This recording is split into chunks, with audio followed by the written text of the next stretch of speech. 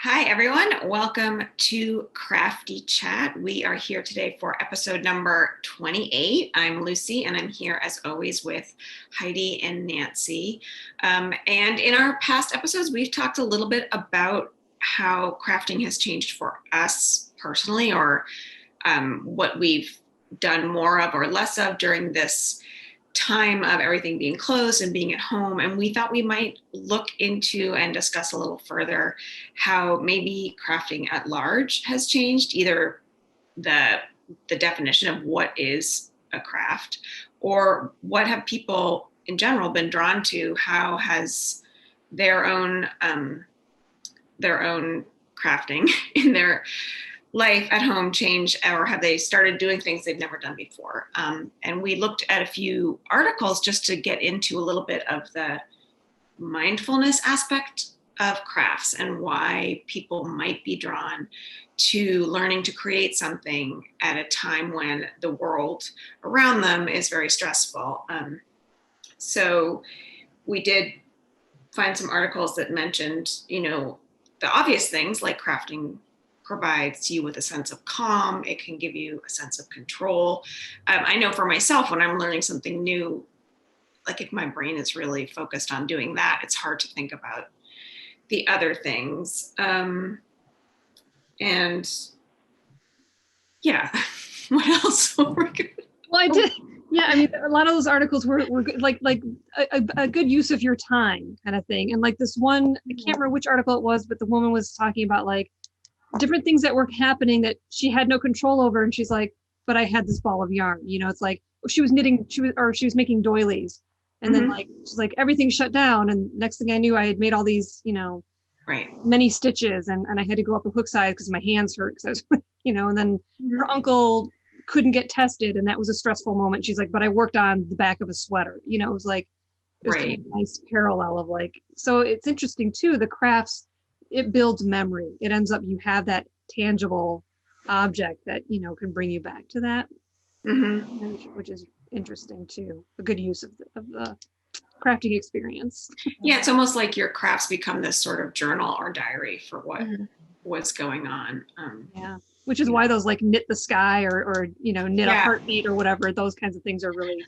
Those knit the sky and temperature blankets, I was actually doing a little bit more research into that. When those first came out, the first ones were designed around 2015 and 2016, and they were originally designed for crochet. They were hugely divisive in some online knitting and crochet groups. Of some people loved them and some people absolutely hated them, with the idea of like, it's easy, I can't do a whole row in a day, it's too much, I don't like the colors.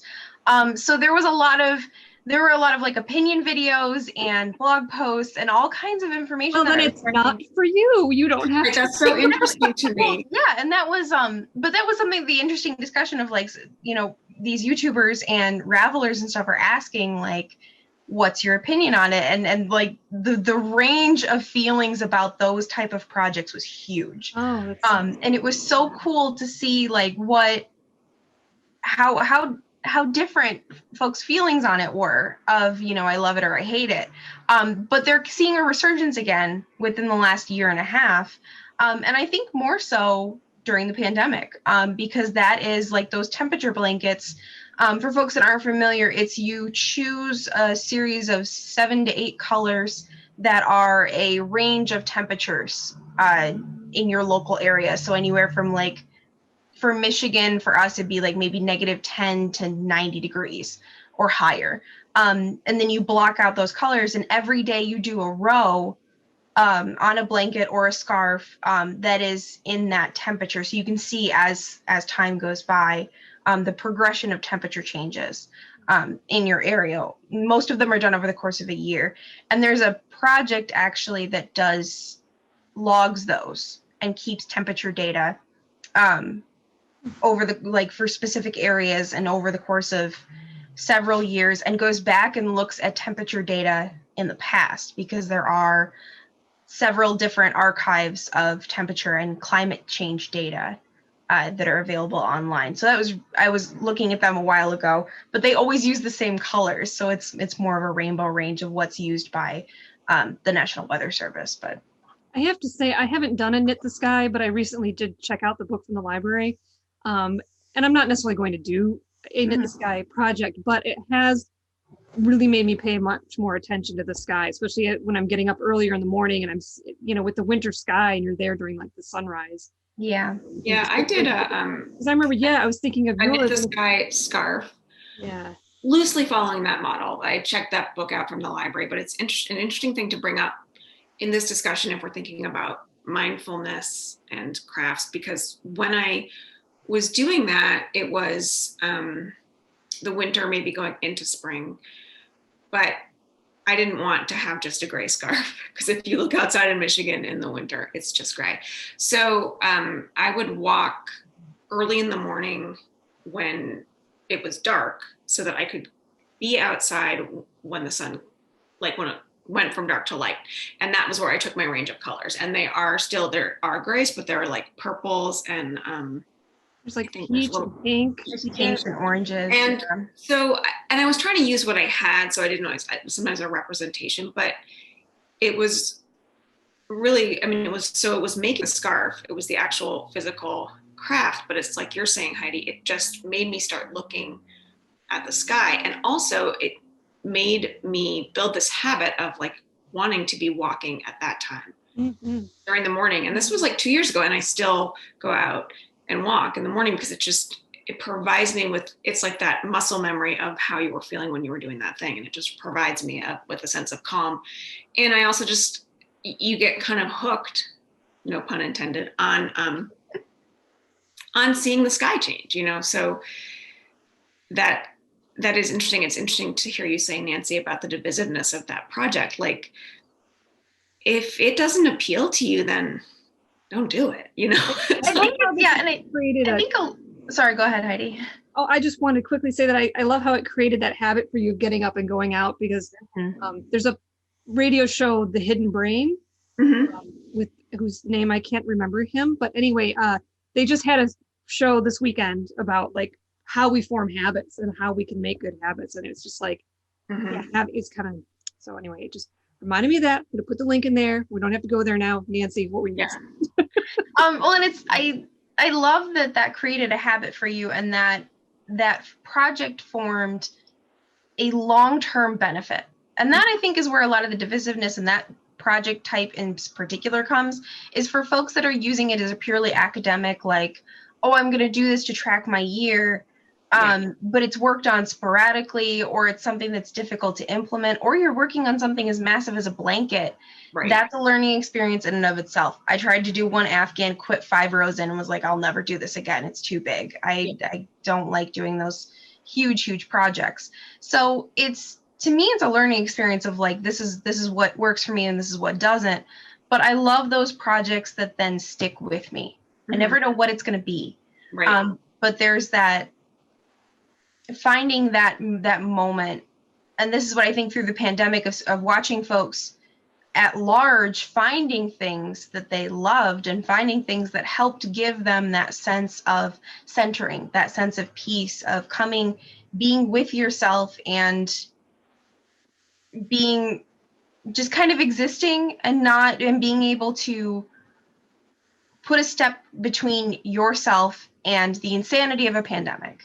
And I think that was something that I've always heard from social analysts and honestly people that I think are really cynical, saying if somebody doesn't have a job and they're not working, they're literally going to do nothing, and they're not contributing anything to their community, which I think we saw exactly the opposite during the pandemic. I saw more people doing things for themselves, creating things, connecting with one another, at least locally for me. Mhm. So many people building gardens, digging plots. Yeah. Oh my gosh. Yeah. Yeah. And I don't know what the ramifications were societally, like on that level for Americans. I can be a little cynical about that larger scale stuff, but locally here and with my friends and folks that I know, I've built more connections in this last 9 months than I have in years. And that's been really helpful. And bringing resources to people that I know who are saying, you know, I need something to do. Can you recommend embroidery resources for me? Can you find, you know, like what would you recommend for crochet tutorials? I've had those questions asked and I've been able to point people towards instructions. And then watching them post things online of what they've created is so exciting. And hearing that they're getting the same thing out of it that I do is really cool. So I've seen it locally for me and my friends quite a bit. Yeah, and it'll be interesting. I mean, I don't know how it would be tracked, but if people have come to things now that will stick with them, you know, like we're talking about forming habits, like if there's something that someone has picked up that has created for them a sense of calm or a connection to something else, like will that stick with them once life goes back to, I don't know, you know, something. Yeah. Great that one of the articles mentioned just doing it for maybe, especially as a beginner, just 10 minutes a day, maybe before you go to bed. And I'm like, well, that's a nice step. Because I always think like, oh, I got to have this grand, like 2-3 hours of time, you know, where I just want to sit and work on my project. But it's like, no, you could just dip in and out. And well, and I think that something about the 10 minutes a day, that's great too. And that why it might have a good success rate is that if your schedule completely is flipped on its head, where you are someone who went into an office and then you're faced with a sort of vaguer schedule and a more open amount of time, that can feel like a loss of control. And I think it can feel overwhelming. And if you know that you're going to have a set 10 minutes of some time to do something like that, there's a comfort in that, I think. Like at this time every day for 10 minutes, I'm going to do this thing. And it's like, that is a constant that it goes back to that element of control. So I thought that was an interesting point too, that article is just saying, just take a little bit of time, but even that can have a great benefit. or even if, like you're saying, it flipped on its head, what happens when you're not working from home so much, or you're starting to go back to your office or back to, like, how do you still maintain working on those projects and doing that? So it's good to have a habit to set it aside and make sure you take breaks while you're working. So especially at home. The lines are a little grayer. I hit a point because working from home when we first started was roundabouts June-ish, when we went back to work part-time, most of us at the library. So at first I adapted really well, and then I started to struggle a lot with keeping a schedule and encouraging myself not to feel stressed about not doing enough, because my job now is so much different. There are hardly any similarities to originally what my job was. And I struggled a lot with that. So I was doing a lot of research and reading of, like, how do you adapt to working from home? And one of the biggest things over and over that kept coming up was keeping a schedule, making sure that you're doing the same thing every day, and then making sure that you're taking breaks. So having that advice and then using the crafting that I'm doing and the projects that I like to break up the day a little bit was really helpful. And I'm lucky enough to have a plethora of projects to be able to work on during those time periods. But yeah, that's one of the primary things that just kept coming up over and over and over again. Didn't make it any easier to implement it into what I was supposed to be doing, because I am pretty terrible about keeping a schedule. Most of the time I can. There's days that are harder than others, but it surprised me how much it helps when I'm doing it and when I'm actually taking those breaks, taking those moments to, reset, I guess. Mm-hmm. Well, and I know, Lucy, you were working throughout March because being one who does a lot of story times and stuff like that, you guys all had to jump into the ADL TV. And I know I did some throughout March and April as well, because I felt like I needed even though maybe it wasn't required so much, it's like I needed to still have some kind of schedule and some kind of Yeah. doing Oh it. yeah, I'm wrong about that actually, because we started doing Crafty Chat right in March or early April. Yeah, something like that. Yeah. So we were the folks that were doing AADL TV stuff and some of the videos. We were working pretty consistently before June, but that was when library services kind of started to ramp up. We're more open, yeah, with the vestibule. More open with the vestibules and stuff. So it's been interesting to see the changes that's made for us as staff.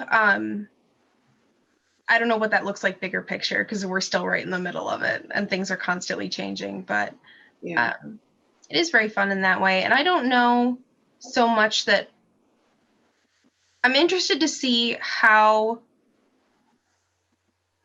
the crafting that's come up during the pandemic that folks have participated in, how that changes the crafting communities that we're involved with at large. Like if we're going to see new forms come out, if we're going to see new trends. I know we talked about TikTok already and how crafting on TikTok is a thing.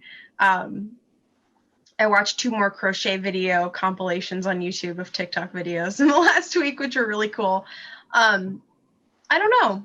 That's something that I'm kind of interested to see, but Lucy, you found some resources that I thought were really cool that looked at, one was the Yarnology.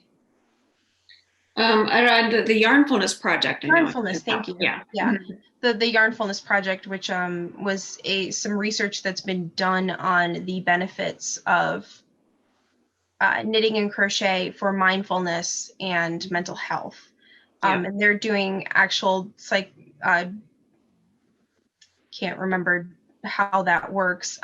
They're approved scientific research studies, right? With research participants. I did several of those in college participated in several of them for class credits. So those were really cool. I was kind of disappointed to see that they didn't have any open studies right now, because it's like, oh, I'd love to be involved in something like that. They do have a how to get involved, and I think good to keep an eye on that. And just what struck me about the Yarnfulness Project were the myriad of places where they had done research or were reaching out, and it makes you think about all the areas where crafts or mindfulness or the two combined can be useful. Like they're looking at elderly communities, they're looking at kids, they're and everything in between. It just and then that sort of leads to that article I sent about soldiers coming back from, specifically Australian soldiers returning from World War I who had PTSD. And the article featured one man who I think was in the hospital for 12 months, like he couldn't even use his hands. And they gave these soldiers embroidery projects to do, which up until that point had been thought of as fancy work, is what they call it. So for someone who had to relearn how to use his hands to get focused on embroidery in the way that he did, and they have some of those projects in a museum, in a World War I museum in Australia, I think, which I thought was really interesting at that time, to do something that so went against the gender norms, and what was expected, but even to recognize the importance of the connection between using your hands and how that affects your mind. So and to take that craft off the pedestal too. You know, it's like normalize it really, and and it's accessible for all. Yeah, and that's a great thing for kids. I remember doing that, the big canvases. My mom would draw with markers, and then the plastic canvas, and just learning. You start to gain the dexterity, because initially, try to teach a 4-year-old crochet, not always the easiest thing, but they stay with it. They gain the dexterity. It's that formation of those fine motor skills. And that article surprised me so much about that one, about the Australian soldier, because embroidery is still considered very gendered. It's very heavily weighted towards female creators and female embroiderers. And it's something that still surprises me, that expectation and that coding is still embedded in that art form. And but the benefits of it are so, it doesn't have anything to do with gender. So it's almost funny to me how much that still pervades embroidery. But the work he was creating was beautiful. And even then, it was, you're right, Heidi, it was still considered something that people who had money and time did. It was a high art form. Really, the only hand embroidery at that time that was being done was for fashion or for churches. Because I know that there are still a lot of guilds that do exclusively handwork for the Catholic Church, mostly in Europe and America. And the work that they create is beautiful, but it's a very specific series of projects that they're working on. And that's been my pedestal from day one, is bringing embroidery to everybody. So I loved that article for that reason. Yeah. They did talk about how the St. Paul's Cathedral, the altar frontal which is embroidered, was created by returning soldiers. So I think that's interesting. Yeah. But yeah, you're right. The idea of it being so gendered still is, like, when I read that article, it reminds you that, like, when you're embroidering something, you're basically, it's just another way of painting a picture or replicating a scene. And they talk specifically about, like, the different kind of things they would either do, like a pastoral scene, or they might even do a scene from something that they had experienced or seen in the war. So why is that form of creating a scene, like specific for women? So yeah, interesting. It kind of brings into question the ridiculousness of gendering. To me, how silly it is that some things are so heavily gendered, and when it really shouldn't make a difference. Yeah. And I'd love to hear other opinions of watchers or comment or folks that watch our podcast of what you think about that specifically, because that is kind of an interesting conversation to have, and I've heard different opinions from folks on that. But Heidi, what was the harp thing that you were going to talk about? Oh, well, in one of the articles, there's a gentleman, I can only remember his last name was Brown. I don't have these things open because I don't want to recording. He is a filmmaker, but he was looking for something to do that was non-digital. He wanted some kind of craft, and there was something about, like, he'd always wanted to learn how to play the harp. So it's like, okay, you go buy a harp. No, he goes on Etsy and buys a kit to build a harp. And I was like, I would never have considered that being possible for just like an average, project. Yeah, just buy the kit and put it together. I always think of, like, a harp is more complex or some, some elevated. I would think all the stringing of it would be really difficult. Apparently, you can get this kit and just, like, put it together, and it was impressive. So I just thought that was, like, an interesting way to go. And I had to build a dulcimer in grade school. Our school every year, I think it was like in 4th grade, everyone built a dulcimer from a kit. And it was so involved because it was so like, it went across the curriculum, because we would learn about, like, where they came, like, historically where they were used. Then you had to paint the front piece of your dulcimer, and then we had to construct them. But then the best part was we did a concert. And just, like, can you imagine, however many 4th graders playing these with that little thing going up and down the frets, like, it just must have been, required some patience on the part of the adults in attendance. But it was gratifying to learn to play an instrument that you had built yourself. So, Yeah. Well, and we talked about before starting, one of the things of, what is a craft, or what have we seen during the last 9 months that may not be considered a craft, or parents are helping their kids with projects or creating things while they're not in school. And one of my favorite things that I see quite a bit are just cut out paper shapes, usually hearts, in rainbows. On windows. I love that. Yeah. Everywhere around Ann Arbor. And I love it. And the signs that folks make of thank you, healthcare workers, stay safe, a lot of the different really sweet, important sentiments that folks are just taking the initiative and just doing it. Mhm. Going, using spare wood they've got or getting poster board and just paints and whatever and slapping stuff on there to, reach out to people Right. when you can't physically or be close to them physically. That was really hard. That was really heartwarming to see those little small things Mhm. for me on walks when we were in the depths of quarantine. So I really enjoyed that. And that is crafting for anyone who's Oh yeah, because curious. it started off like was the crafting. question like, how do we decide what is craft, or like I remember Lucy, you saying something like you can, what is the word craft? You can craft a sentence, you can Yeah. craft something, it's like craft is carries a lot of meaning. Mhm. To me, I guess it's maybe what you do with it, or Yeah. your approach. And I think a lot of it just has to, if you bring in a mindfulness aspect to whatever it is you're doing, it's Mhm. there's that craft. I don't know. Yeah. And to me, it always comes back to making with intention. Anything that you're taking pieces of something, putting it together in a new way, putting it together in the same way as someone else has done. It doesn't. To me, it doesn't really matter. It's making something. It's taking a thought that you have and transforming it into something else.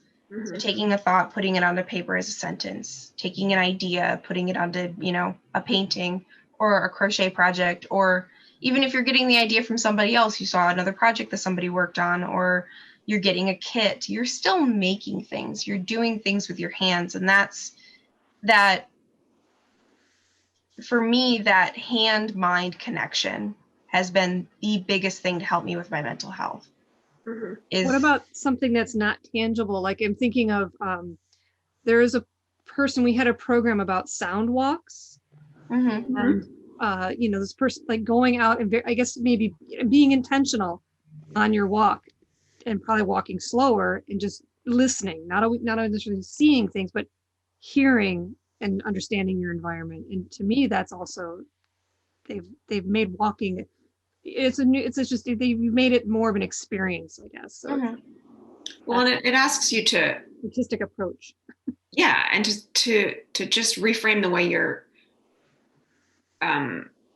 not viewing something, but like hearing something, how you're using your senses to pick things up around you. And in that sense, like our lives are filled with noise, and when they're not, we create it. We stick things in our ears to hear more noise, and it's like, so to let go of that and be in a place where you could walk from one point to another and not even think about what you're hearing, but to stop and think about it. Yeah, that's that kind of intention is pretty interesting. That to me is a key piece of mindfulness too, is changing your perspective, Mm-hmm. widening it, focusing it, reframing it. That's also really important for just your psychological health, not even your mental health. Because I have a tendency to get stuck into habits of the way that I see things. And I feel that I grow more as a person, and I keep a more open perspective if I'm continually reframing the way I'm looking at things. One of the funniest and silliest ways that I will do this is laying on the floor with my cat and realizing her perspective of the world is totally different from mine, because she's a foot tall and very small, and I'm much bigger. So it's that cool reframing of perspective, or reading a piece that was written by someone who comes from a completely different area that I do, or has a different experience of even culture that I live in. So different American perspectives, different perspectives outside of the US, looking at the world a different way, whether I'm looking at the sky more or focusing on trees, or there's just so many different ways that you can re-see things and experience the world in a new way. And to me, that's magical. I love doing that because it adds that, it makes the world a little bit more filled with wonder and not quite so ordinary, because I'm experiencing something for the first time. Yeah, and that reminds me of what Amy was talking about last time too, with her photography, of like that she just realized it's like basically changing the hole that you're looking through. I mean, you're opening or slowing down the aperture of your camera for a second. So that's just completely shifting your perspective. Yeah. And that's shifting your perspective and then creating something out of that shift. Yeah, that's art. Yeah. That's so all in the same realm for me. Right. Art, crafting, that's. Yeah.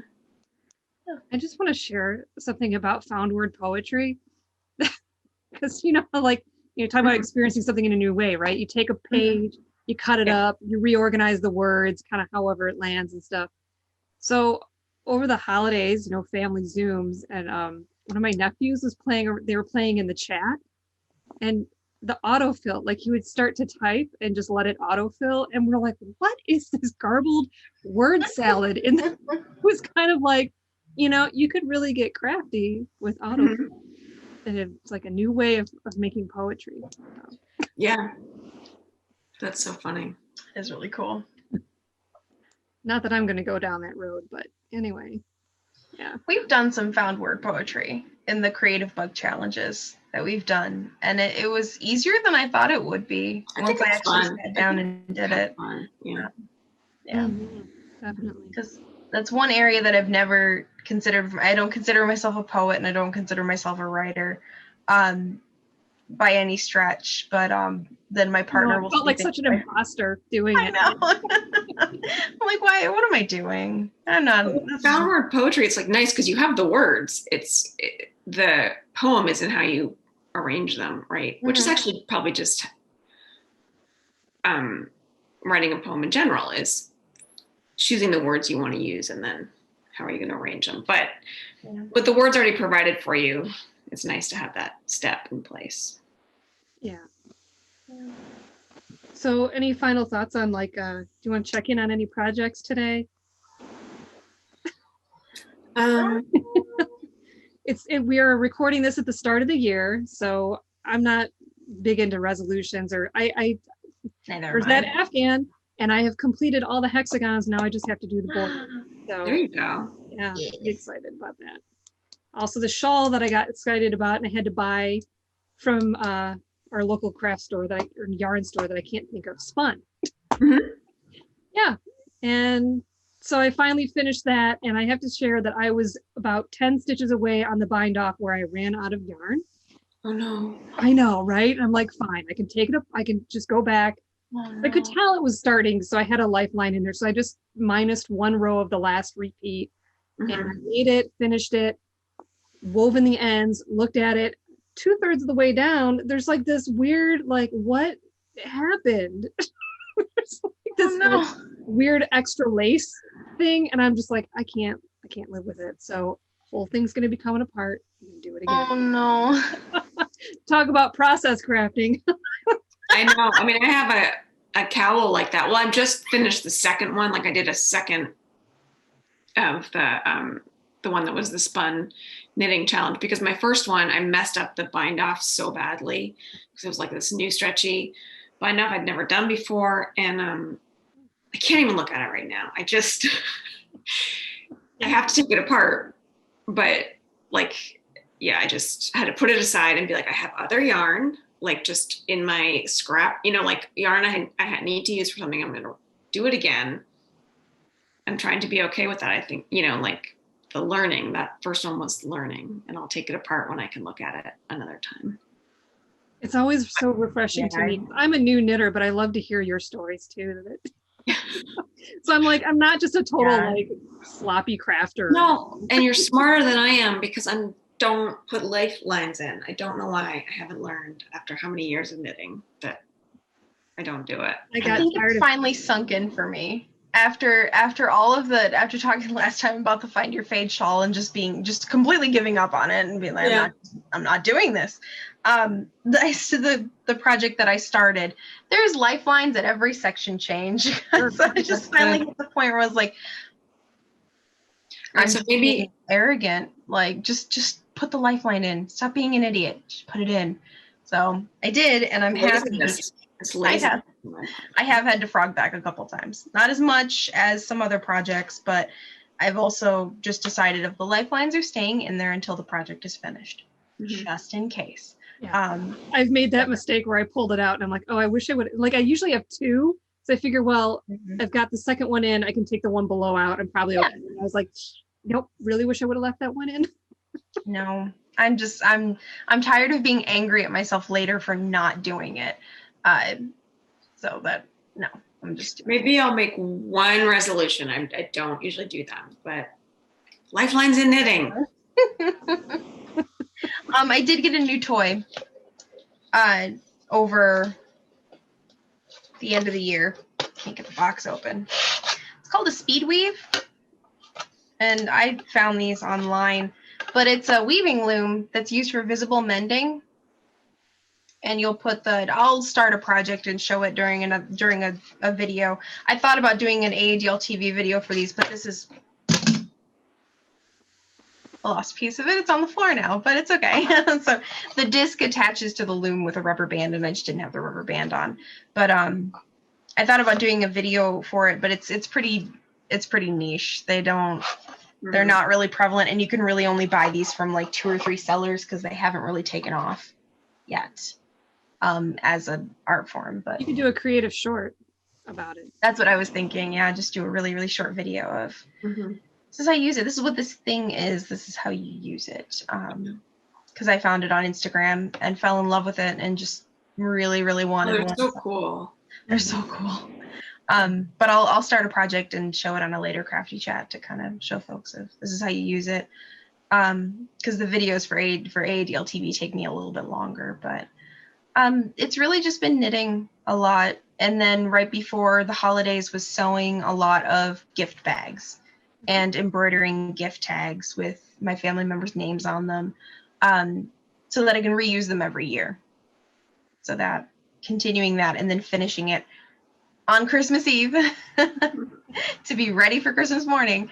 Because most things for me are a little bit last minute, but this managed to come together in time without a huge amount of stress. So that was nice. Cool. Yeah. All right. Well, we made it through the holidays, and here we are, 2021. Yes. So I think that's all we have for folks today. Thank you for joining us for episode 28 of Crafty Chat. We'll be back in 2 weeks to talk to you again. In the meantime, stay safe, stay healthy, and don't forget to love one another. Bye, everybody.